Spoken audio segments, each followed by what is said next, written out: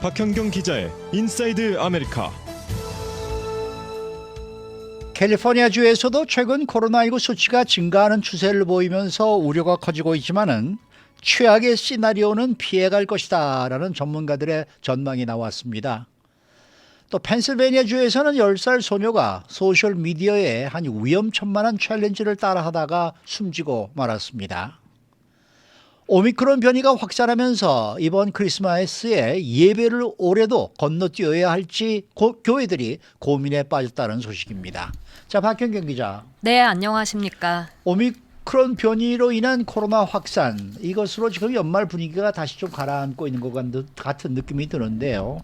우려가 점차 커지고 있다라는 소식입니다. 네, 이 캘리포니아주에서도 이번 연말을 어떻게 보내느냐에 따라서 내년 1월 상황이 크게 변할 수 있다며 우려가 커지는 그런 상황입니다. 오미크론 변이로 인한 코로나 감염자와 입원 환자가 늘어나고 있는 것으로 나타났고요. 또 연말 모임도 지금 늘어나게 되죠. 이에 더해서 겨울 폭풍까지 예보되면서 이 모임은 다 실내에서 이뤄지게 될 것으로 전망됩니다.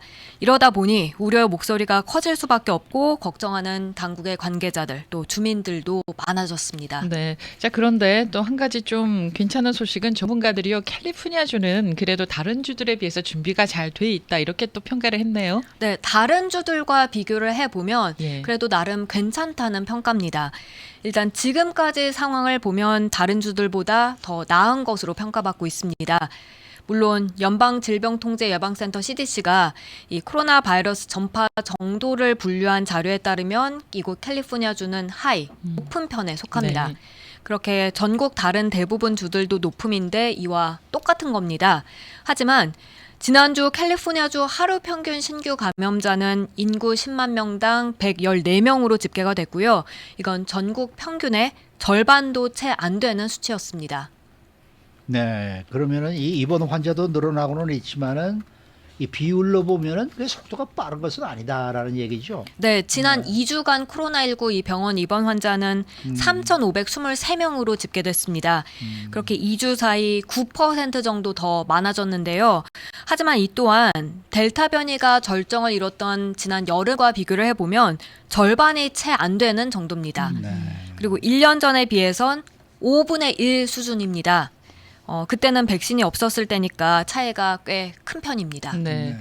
자, 코로나19로 인한 입원 환자는 지난해 겨울보다는 적은데 그런데 문제가 있다고 해요. 어떤 문제가 있어요? 환자가 적은데 더해서 예. 의료진 수까지 적어졌습니다. 아, 네. 병원에서도 인력난을 피해가지 못한 건데요. 캘리포니아주 병원협회는 그 어느 때보다 심각한 의료진 부족 사태를 겪고 있다고 밝혔습니다.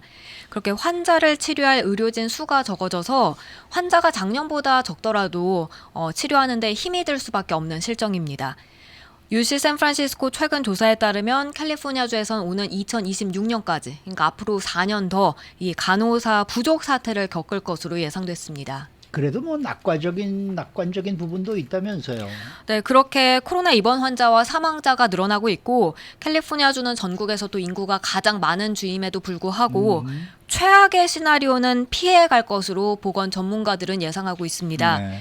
이렇게 전망하는 가장 큰 이유는 백신이란 무기 때문입니다. 캘리포니아 주민 대다수가 백신을 접종했거나 아니면 이 코로나에 감염된 적이 있습니다.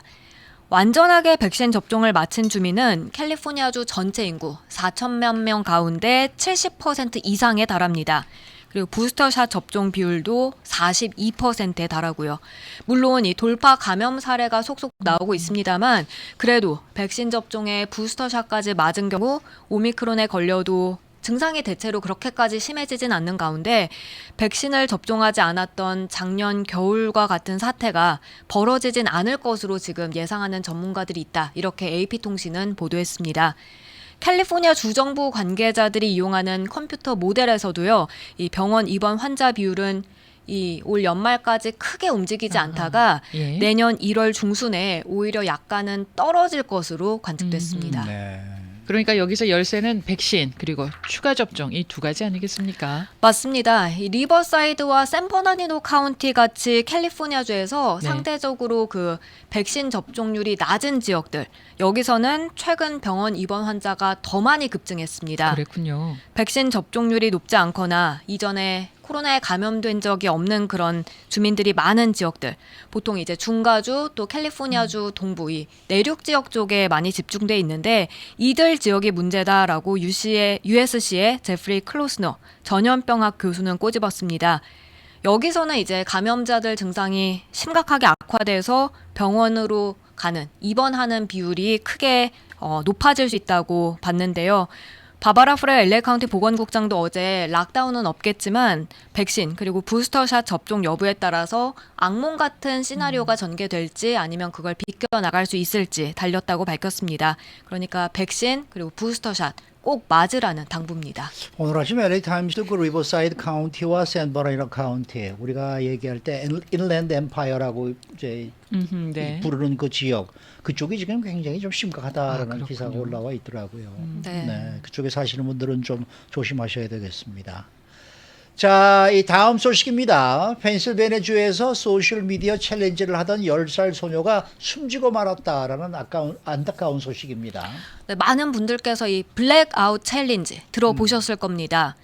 기절할 때까지 숨을 참는 챌린지인데요. 틱톡 같은 그런 소셜 미디어 등을 통해서 한참 그 청소년들 또 어린이들 사이에서 유행했습니다.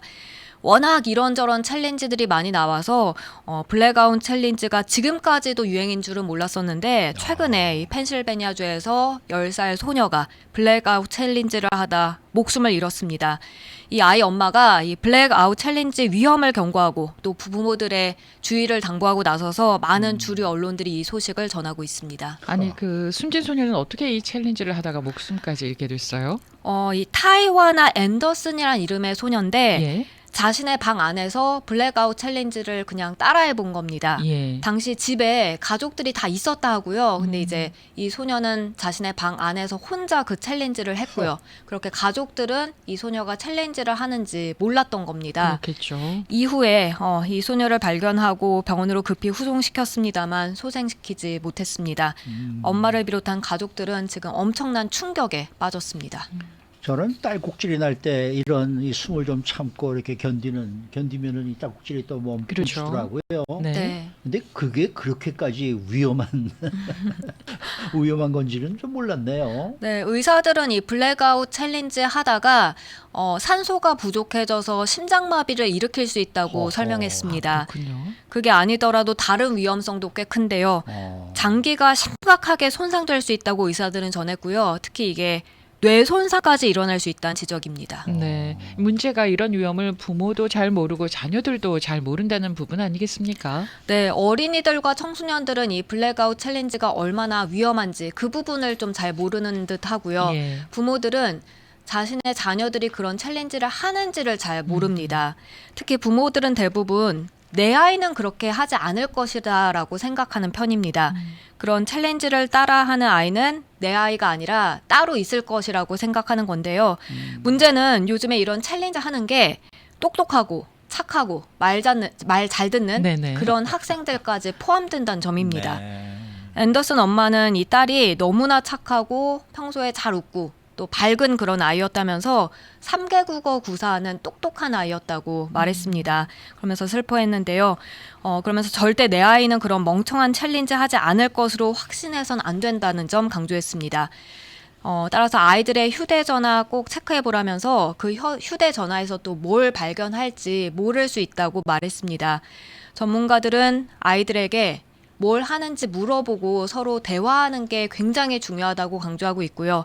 그리고 소셜미디어나 휴대전화에서 아이들은 못 보게 이렇게 보호장치 같은 거 켜놓고 점검해보라고 권고했습니다. 네. 자, 마지막 소식입니다. 오미크론 확산으로 전국에 있는 교회들이 올 시즌 이 크리스마스 예배를 놓고 고민에 빠졌다라는 소식인데요. 네, 월스트리트저널이 보도한 내용입니다. 네. 대면 예배를 진행하자니 코로나19 확산이 좀 두렵고 또 포기하자니 작년에 이어서 2년 연속으로 크리스마스 예배를 건너뛰기엔 부담스럽고 어떻게 할 수 없는 그런 애타는 상황입니다. 코로나19 팬데믹 초기에 대면 미사 중단했던 카톨릭 교구 상당수는 지금은 대면으로 미사를 진행하고 있습니다. 반면 오미크론 변이가 급격하게 증가하는 미 북동부 지역 교회에선 신중한 입장입니다. 네. 미 성공의 대성당인 뉴욕 맨하튼 세인트 존 더 디바인 대성당은 지난 20일에 모든 크리스마스 예배를 온라인으로 전환한다고 밝혔습니다. 그리고 매사추세츠주의 한 침례교회도 교회 원로들만 이 교회 안에 들어올 수 있게 했고 앞에서 찬송을 부르거나 설교하는 목사 모두 코로나 신속 검사를 받도록 했습니다. 그렇지만 이 크리스마스 연극은 아무리 추워도 야외에서 진행할 예정입니다. 네.